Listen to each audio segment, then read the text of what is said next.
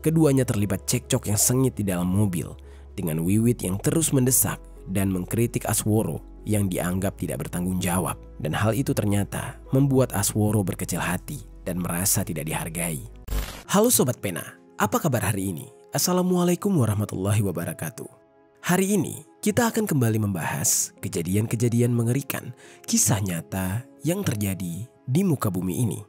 Kisah kali ini terjadi di Palembang, Sumatera Selatan pada tahun 2017. Mengisahkan tentang seorang wanita yang mengalami nasib tragis setelah ditemukan tidak bernyawa di sebuah semak-semak yang terletak di Jalan Sei Sedapat, Palembang, Sumatera Selatan. Kejadian yang menyeramkan ini ternyata dilakukan oleh calon suaminya sendiri, yang di saat itu memang mereka sudah berencana untuk menikah dalam waktu dekat. Dan kejadian ini bertepatan ketika mereka ingin berbelanja persiapan pernikahan sekaligus foto prewedding menjelang pernikahan. Mereka ke Yogyakarta. Aksi keji ini dilakukan oleh pelaku lantaran dia kesal karena terus didesak untuk melunasi biaya pernikahan. Padahal itu memang kewajibannya sebagai calon pengantin baru. Bagaimana kisah selengkapnya tentang kasus yang satu ini? Langsung saja kita bahas di Kata Pena.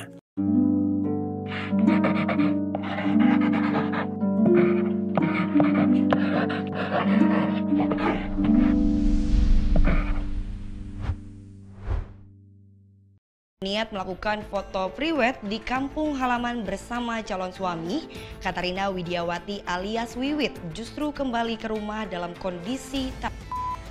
Wiwit ditemukan meninggal di Palembang jelang jadwal kepulangannya ke Yogyakarta. Sebelum kita mulai ke ceritanya, jangan lupa untuk subscribe channel ini dan bagikan video ini ke teman-teman kalian. Cerita ini dibuat berdasarkan berita yang sudah beredar dan diterbitkan oleh beberapa media publik yang aku sajikan dan aku rangkum dalam bentuk alur cerita. Kita mulai ceritanya. Jadi sobat, ada seorang wanita cantik yang bernama Katarina Widiawati. Di lingkungan sekitarnya, dia kerap disapa dengan panggilan Wiwit. Wiwit ini merupakan seorang wanita yang berusia 30 tahun dan belum menikah. Bersama keluarga besarnya dan juga neneknya, Wiwit tinggal di Yogyakarta sejak SMA. Sementara di saat itu, orang tua kandungnya beserta satu adiknya yang masih berumur 13 tahun tinggal di Tanjung Enim, Sumatera Selatan. Mereka di sana untuk bekerja di perusahaan batu bara. Namun sobat, di saat kejadian ini, orang tua dan adiknya ternyata sudah pindah dan akhirnya kembali menetap ke Yogyakarta. Lalu sementara Wiwit ternyata harus tinggal jauh dari keluarga besarnya karena di saat kejadian ini dia sudah mulai bekerja di sebuah perusahaan alat berat yang ada di daerah Prabu Muli, Sumatera Selatan sebagai salah satu bagian dari bidang keuangan. Nah itu artinya ketika keluarganya sudah kembali ke Jogja, malah Wiwit yang harus ke Sumatera Selatan. Dan Wiwit di saat itu sudah bekerja di perusahaan tersebut sejak tahun 2014. Karena jarak yang sangat jauh dan agar bisa lebih dekat dari kantornya, Wiwit memutuskan untuk tinggal di sebuah kos-kosan dekat dengan tempat kerjanya tersebut, yaitu di Jalan Gereja Atas, Talang Jawa, Kelurahan Tanjung Enim, Kecamatan Lawang Kidul, Kabupaten Muara Enim, Sumatera Selatan. Di lingkungan keluarganya, Wiwit ini dikenal sebagai sosok yang ramah dan juga ceria. Dan dengan sifatnya tersebut, Wiwit disukai oleh banyak orang dan memiliki banyak teman. Bukan hanya teman sebayanya saja, bahkan orang yang lebih tua juga kerap dia sapa dan dia ajak ngobrol. Selain itu, Wiwit ini juga dikenal sebagai orang yang tidak pernah neko-neko. Dia menjalani kehidupannya dengan sangat positif, di mana Wiwit sangat peduli dengan pendidikan dan juga karirnya. Wiwit ini merupakan lulusan S1 di Universitas Sanata Dharma. Kemudian dia melanjutkan program magister di Universitas Gadjah Mada. Jadi bisa dikatakan Wiwit ini adalah wanita yang pintar dan juga hidupnya tertata. Selain pintar, dia juga cantik dan wanita seperti Wiwit ini tidak mungkin tidak punya pacar. Ya, di dalam kisah ini, Wiwit sudah punya seorang kekasih yang bernama Martinus Asworo atau yang akrab dipanggil dengan Asworo. Asworo ini merupakan seorang pria berusia 33 tahun yang sehari-hari bekerja sebagai pegawai koperasi di salah satu SMA di Palembang. Agar dekat dengan pekerjaannya, Asworo ini memilih tinggal di sebuah mes yang berada di Jalan Bangau nomor 54A, Ilir Timur 2, Palembang. Wiwit dan Asworo pertama kali bertemu saat dikenalkan oleh teman mereka setelah sebelumnya mereka pernah berjumpa di gereja yang sama saat beribadah pada awal tahun 2016.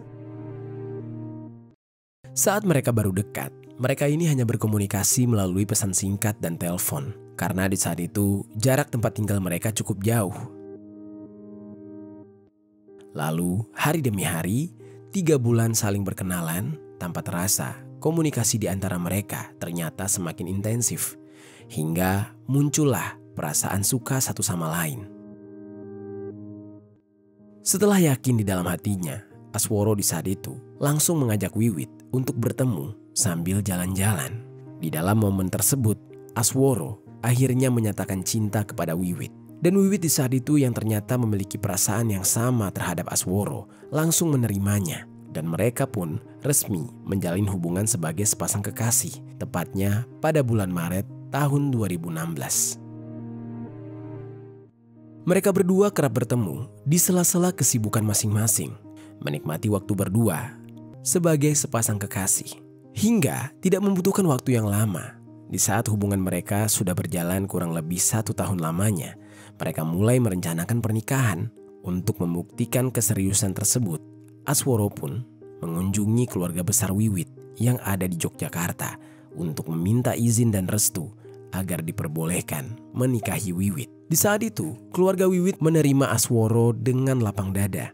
Dan setelah ditemukan adanya kesepakatan di antara mereka berdua, akhirnya ditentukanlah tanggal pernikahan yang cocok bagi Wiwit dan Asworo, yaitu terpilihlah tanggal 5 September tahun 2017.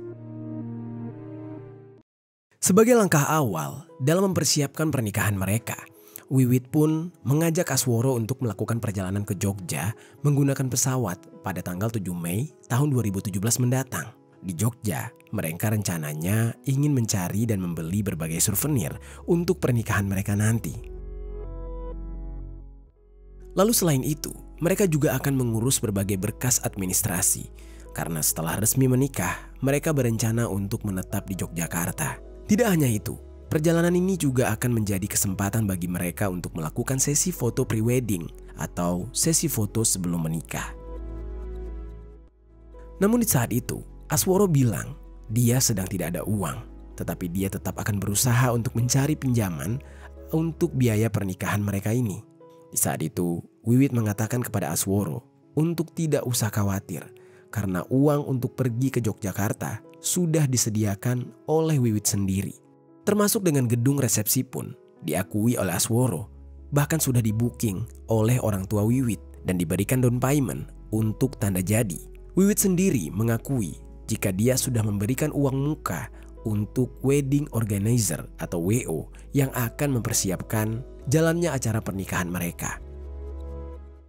Namun rupanya sobat, sebuah fakta mengejutkan terungkap menjelang hari pernikahan Wiwit dan Asworo. Ternyata cinta tulus yang selama ini diberikan oleh Wiwit kepada Asworo tidak dibalas dengan kejujuran dari sang calon suami. Selama menjalin hubungan sebagai sepasang kekasih, Asworo sudah membuat Wiwit percaya bahwa dia sudah memiliki kehidupan yang mapan. Namun pada kenyataannya, Asworo yang selama ini mengaku bahwa dia adalah seorang pemilik usaha percetakan dan bahkan memiliki mobil pribadi yang sering dia gunakan saat berkunjung ke rumah Wiwit. Semuanya hanyalah isapan jempol belaka. Semua fana, semua bukan punya dia, dan semuanya adalah kebohongan. Pekerjaan sebenarnya dari Asworo ini adalah sebagai karyawan di sebuah koperasi di salah satu SMA di Palembang. Dan mobil yang sering dia gunakan untuk berkencan dengan Wiwit ternyata bukan miliknya pribadi, melainkan mobil yang dipinjamkan oleh temannya. Di saat itu, tepat pada tanggal 6 Mei tahun 2017, Wiwit dan Asworo yang akan memulai perjalanan menuju Yogyakarta keesokan harinya memutuskan untuk berangkat dari Palembang saja agar perjalanan ke Jogja nantinya tidak terlalu jauh dan mereka akan singgah di sebuah hotel di Palembang sekalian untuk menikmati waktu berdua. Asworo pun di saat itu menjemput Wiwit. Dia menjemput Wiwit dari daerah Prabu Mulih. Mereka berdua kemudian melanjutkan perjalanan menuju ke hotel yang berada di Jalan Anwar Sastro Palembang. Sesaat di dalam perjalanan tersebut, suasana yang awalnya seharusnya menyenangkan mulai berubah ketika Wiwit memulai pembicaraan serius terkait biaya pernikahan mereka. Wiwit di saat itu merasa kalau dia dan keluarganya sudah melakukan bagian yang harus dia penuhi di dalam persiapan tersebut, terutama soal dana. Dan di saat itu, Wiwit menagih komitmen Asworo untuk melunasi bagian yang menjadi tanggung jawabnya, termasuk melunasi down payment persiapan resepsi pernikahan, serta pembayaran lain yang masih belum dibayarkan. Dia di saat itu berharap bahwa Asworo juga akan menunjukkan komitmen yang sama. Namun, karena selama ini Asworo membual, tentu saja sebenarnya Asworo sama sekali tidak punya uang. Asworo pun di saat itu berkata kurang lebih seperti ini kepada Wiwit. "Aduh sayang, belum ada uangnya nih. Aku cari dulu ya," ucapnya dengan nada penuh keraguan. Mendengar hal itu, Wiwit langsung merasa kesal dan dia mulai frustasi. Bagi Wiwit, waktu pernikahan sudah semakin dekat dan Asworo yang seharusnya lebih siap dalam hal finansial terus saja memberikan alasan yang sama, yaitu tidak punya uang. Tentu saja hal ini membuat Wiwit merasa Asworo ini tidak serius dalam mempersiapkan pernikahan mereka. Dan terjadilah pertengkaran di saat itu. Sekitar pukul 6 sore, keduanya terlibat cekcok yang sengit di dalam mobil dengan Wiwit yang terus mendesak dan mengkritik Asworo yang dianggap tidak bertanggung jawab. Dan hal itu ternyata membuat Asworo berkecil hati dan merasa tidak dihargai. Harapan mereka untuk bisa menghabiskan waktu bersama malam itu di sebuah hotel dengan suasana yang romantis seketika sirna berganti dengan sebuah pertengkaran yang hebat. Lalu pertengkaran yang tidak kunjung reda ini sampai pada jam 10 malam. Di saat itu mereka sudah tiba di hotel. Ketegangan di antara mereka justru semakin meningkat. Wiwit kembali menekan Asworo dengan pertanyaan yang sama. "Gimana sih? Kok belum ada uang? Katanya udah siap semua," ucap Wiwit dengan nada penuh tuntutan. Asworo yang sudah semakin kesal hanya bisa membalas dengan jawaban yang benar-benar pasrah. "Ya gimana kalau belum ada uangnya, mau dipaksain kayak gimana?" ucap Asworo. Dan bagi Asworo, situasi ini sudah semakin memuncak dan dia merasa terpojokkan. Tidak hanya oleh tekanan finansial, tetapi juga oleh sikap Wiwit yang terus-menerus menuntut dan tidak mau mendengar penjelasannya. Sontak di saat itu, Asworo yang kesal pun akhirnya memilih pulang ke mesnya dan meninggalkan Wiwit di sana. Saat dia memutuskan untuk pulang, perasaan tertekan, marah dan kecewa sudah menguasai dalam dirinya. Dengan penuh emosi yang semakin memuncak, Asworo mulai kehilangan akal sehat. Rasa kesal yang bercampur dengan tekanan tadi yang dia rasakan membuat pikirannya menjadi gelap. Rencana yang awalnya hanya sebatas perjalanan menuju ke Jogja berubah total. Asworo tidak lagi memiliki niat untuk melanjutkan perjalanan tersebut dan bahkan dia ingin membatalkan rencana pernikahannya dengan Wiwit akibat rasa sakit hati yang dia alami. Pikiran jahatnya mulai menguasai dan dalam keadaan yang tidak stabil, dia merencanakan tindakan keji terhadap Wiwit, berniat untuk menghabisi nyawa Wiwit dan mengambil harta benda milik Wiwit. Singkat cerita, tibalah keesokan harinya, tepat pada hari Minggu tanggal 7 Mei tahun 2017, pagi-pagi buta, sekitar pukul 5 subuh. Asworo di saat itu menjemput Wiwit yang masih ada di hotel. Dengan modus, dia ingin tetap melanjutkan rencana mereka untuk pergi ke Yogyakarta. Wiwit yang sedari malam tidak bisa tidur, memikirkan bagaimana caranya agar bisa berdamai dengan calon suaminya, akhirnya merasa lega bahwa calon suaminya tersebut bisa berkepala dingin untuk menyelesaikan permasalahan mereka. Di saat itu, mereka saling meminta maaf dan melanjutkan perjalanan mereka ke Yogyakarta. Entah mengapa di saat itu Wiwit percaya bahwa ketegangan yang sempat terjadi pada malam sebelumnya hanyalah sebuah pertengkaran biasa antara pasangan yang sedang mempersiapkan pernikahan. Dia mungkin berpikir setelah hari terlewat, suasana hati Asworo juga sudah lebih baik dan mereka bisa melanjutkan perjalanan ke Jogja seperti yang sudah direncanakan. Dia berharap Asworo sudah melupakan sejenak segala masalah antara dia dengan Wiwit. Bagi Wiwit di saat itu, perjalanan menuju ke Jogja tersebut mungkin menjadi momen yang sangat penting untuk kembali mendekatkan hubungan mereka sebelum hari pernikahan yang semakin dekat. Asworo di saat itu bersikap seolah semuanya normal dan dia dengan rapi menjalankan perannya sebagai calon suami yang baik dan penuh perhatian. Namun sobat, pada kenyataannya, di balik sikap tenangnya tersebut, di balik senyum palsunya Asworo, tersimpan niat jahat yang sudah dipikirkan matang-matang. Tanpa sepengetahuan Wiwit, perjalanan tersebut bukanlah untuk menuju ke Yogyakarta, melainkan menjadi awal sebuah rencana keji yang sudah direncanakan oleh Asworo sendiri.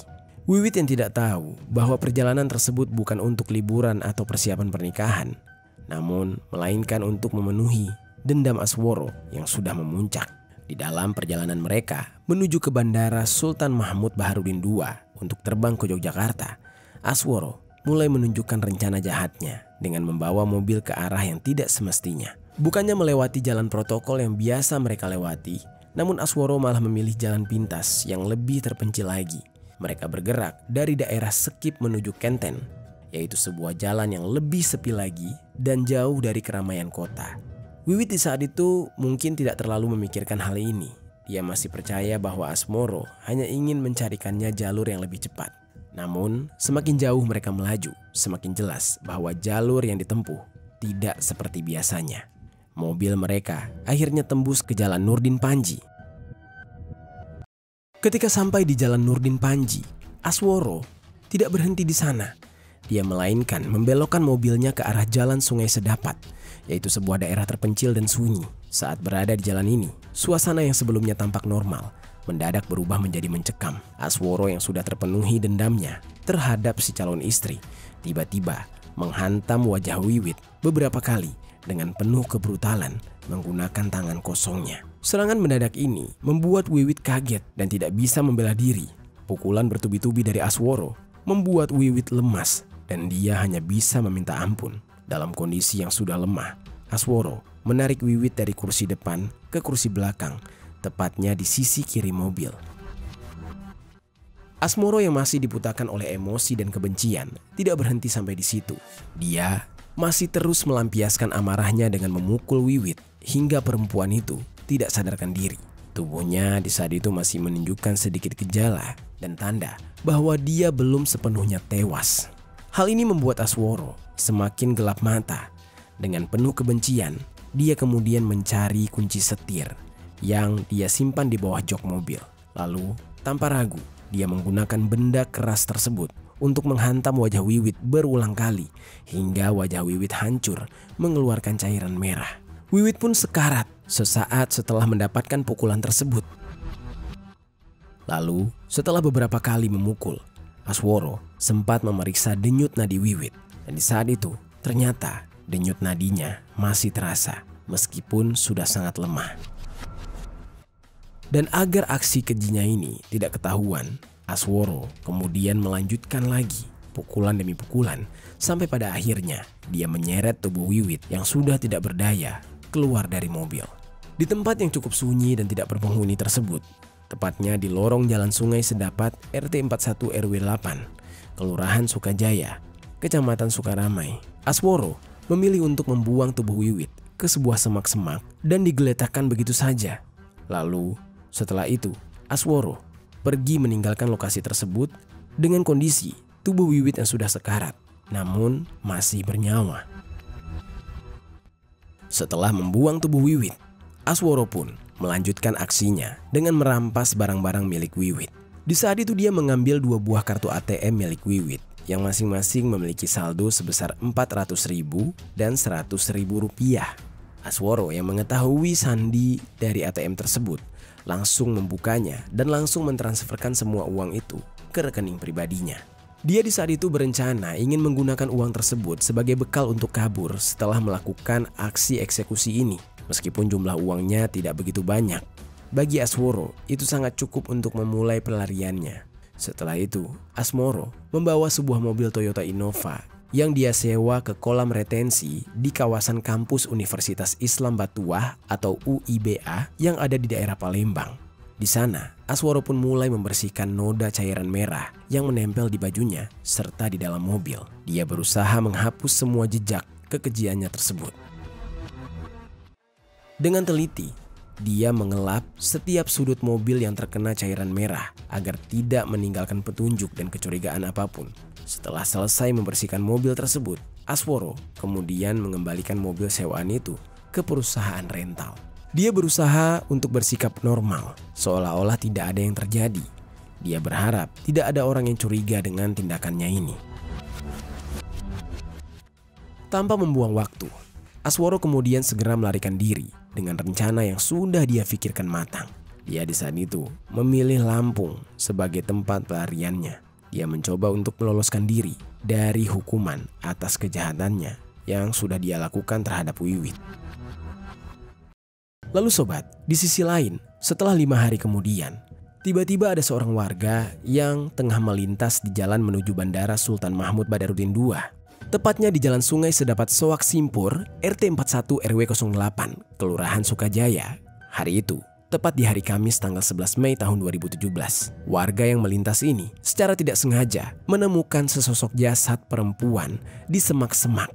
Jasad tersebut telah membusuk dan sulit untuk dikenali, dan bahkan lokasi itu benar-benar bau menyengat ditambah dengan lalat yang mengerumuni jasad tersebut. Di tubuh jasad itu terdapat luka di bagian kepala, bagian depan dan juga bagian belakang. Lalu ada juga luka di wajah serta langit-langit mulutnya. Warga tersebut yang kaget dengan temuan jasad ini lantas langsung melaporkan temuannya ini kepada pihak kepolisian. Tidak lama, pihak kepolisian pun tiba di TKP. Jasad Wiwit langsung dievakuasi dan dibawa ke RS Bayangkara untuk kebutuhan otopsi.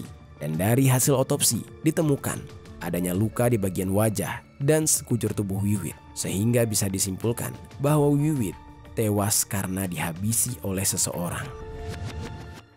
Di sisi lain, pihak kepolisian terus melakukan pemeriksaan terkait temuan jasad Wiwit untuk mengidentifikasi jasadnya serta menemukan pelaku.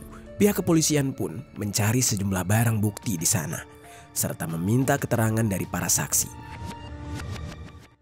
Di tempat kejadian perkara, polisi menemukan sebuah tas yang merupakan milik Wiwit. Dari temuan tas tersebut, ditemukan juga identitas dari Wiwit. Dan setelah diidentifikasi, terungkap bahwa jasad tersebut adalah jasad Wiwit. Pihak kepolisian pun langsung memberitahukan kepada pihak keluarga. Lalu pihak keluarga yang mendengar kabar dari polisi benar-benar syok. Rasanya mereka tidak ingin percaya, tapi nyatanya memang kejadian ini menimpa mereka. Korbannya adalah Wiwit yang terakhir kali mengabarkan akan datang, malah tidak ada kabar sama sekali. Bahkan sebelumnya, Wiwit sempat meminta untuk dijemput di bandara. Namun saat dijemput, Wiwit sama sekali tidak ada, tidak muncul, dan tidak mengabari. Pihak keluarga sempat datang ke bandara, memeriksa nama Wiwit, namun tidak ada di dalam daftar penerbangan. Lalu setelah mendapatkan kabar ini, pihak keluarga langsung menuju ke rumah sakit untuk memastikan jasad tersebut. Dan di saat itulah, pihak keluarga pun benar-benar hancur ketika meyakini bahwa jasad itu benar jasad Wiwit. Setelah yakin dan sudah melewati serangkaian tes, pihak keluarga langsung membawa jasad Wiwit untuk disemayamkan di rumah duka Rumah Sakit RK Caritas yang ada di Palembang. Lalu dia dibawa ke rumah duka di perumahan Suryo Permai 2, Suryo Diningrat, Yogyakarta, tepat pada hari Rabu, tanggal 17 Mei tahun 2017, sebelum akhirnya dimakamkan di daerah asalnya. Sementara itu sobat, pihak kepolisian terus melakukan pemeriksaan untuk mengungkap identitas dari pelaku. Polisi pun akhirnya menemukan sebuah mobil rental yang di saat itu digunakan oleh Asworo. Pengungkapan soal mobil rental ini diketahui dari penelusuran CCTV. Saat itu, polisi melihat mobil rental tersebut ditemukan sisa bercak cairan merah di sana, yang kemudian dicocokkan dengan cairan merah milik Wiwit. Hasilnya identik. Aparat kepolisian mencurigai Asworo, sang calon suami. Apalagi terakhir kabarnya Wiwit pergi bersama Asworo, dan selama proses penemuan jasad sampai saat pemeriksaan, Asworo sebagai kekasih dan calon suami Wiwit yang seharusnya juga merasakan duka malah hilang seperti ditelan bumi. Dia tidak ikut hadir di sana. Polda Sumatera Selatan akhirnya membentuk tim khusus untuk memburu Asworo. Mereka bergerak setelah mendapatkan informasi bahwa Asworo sedang berada di daerah Lampung. Lalu di sisi lain, di dalam pelariannya, Asworo ternyata mencoba untuk mengelabui polisi dengan berpindah-pindah tempat dan berakhir sembunyi di sebuah rumah kos, tepatnya di rumah kos Anggrek, lantai 2, nomor 7, Jalan Maulana Yusuf, Bandar Lampung. Setiap harinya, Asworo semakin panik di dalam persembunyiannya. Dia menyadari saat ini dia sedang diburu oleh pihak kepolisian, dan di dalam kepanikannya tersebut, Asworo tetap berusaha tenang agar tidak dicurigai oleh orang-orang di sekitar tempat dia bersembunyi. Tapi sobat, setelah lebih dari sebulan berlalu, persembunyian Asworo akhirnya ketahuan juga. Petugas tim Rimau Polda Sumatera Selatan berhasil mencium keberadaan Asworo dan menangkap Asworo di rumah kos Anggrek tersebut. Penangkapan ini berlangsung di hari Senin tanggal 12 Juni tahun 2017 sekitar pukul 2:30 sore. Di saat itu, Asworo yang sempat melawan dilumpuhkan dengan timah panas di bagian kakinya sehingga dia tidak bisa bergerak. Asworo pun langsung dibawa ke Mapolda Sumsel untuk menjalani pemeriksaan. Dan di saat dimintai keterangan, Asworo yang terdesak serta diselimuti ketakutan atas perbuatan kejinya, lantas langsung mengakui semua perbuatannya. Dia mengaku dengan tega melakukan hal keji tersebut pada calon istrinya lantaran merasa kesal karena terus-menerus ditagih uang untuk melunasi biaya pernikahan. Berdasarkan pengakuan dan hasil pemeriksaan terhadap Asworo, akhirnya polisi pun menetapkan Asworo sebagai tersangka tunggal di dalam kasus ini. Lalu sementara itu, pihak keluarga yang sudah mendapatkan kabar bahwa pelaku di dalam aksi keji ini sudah ditangkap, akhirnya merasa lega. Namun di saat itu, mereka dikagetkan. Ternyata eksekutor di dalam kasus ini adalah calon menantu mereka sendiri. Keluarga Wiwit benar-benar murka, kecewa, dan menyesal atas pilihan yang ditentukan oleh anak mereka ini. Mengapa bisa sosok pria yang selama ini sangat dicintai oleh putri mereka melakukan hal sekeji itu? Seharusnya dia adalah pelindung bagi Wiwit. Dan ternyata setelah mereka mengetahui alasannya, semuanya hanya karena masalah sepele, yaitu masalah uang. Pihak keluarga pun berkata, kalau uang itu bisa dicari, kalau nyawa hilang seperti ini terus gimana? Di mana hati nuraninya dia sampai tega berbuat demikian kepada mbak saya yang saya cintai? Dan bahkan mbak saya mencintai dia, kata sepupu Wiwit yang bernama Alfian Nurbudi Prasetyo. Pihak keluarga yang tidak terima pun menuntut agar Asworo dihukum seberat-beratnya. Dan atas perbuatan kejinya, Asworo dituntut hukuman mati di Pengadilan Negeri Palembang. Kabar ini membuat keluarga akhirnya lega dan bisa mengikhlaskan Wiwit. Masyarakat sekitar pun geger atas peristiwa ini. Mereka menilai perbuatan Asworo sangat keji dan tega. Bagaimana bisa seorang pria menghabisi calon istrinya sendiri dengan cara sebrutal itu? Sungguh tragis. Impian Wiwit untuk membangun bahtera rumah tangga yang bahagia bersama kekasih justru berujung pada kematian. Itu dia sobat, kisah yang dialami oleh Wiwit, seorang wanita yang tulus mencintai pasangannya, yang sebentar lagi akan menjadi calon suaminya.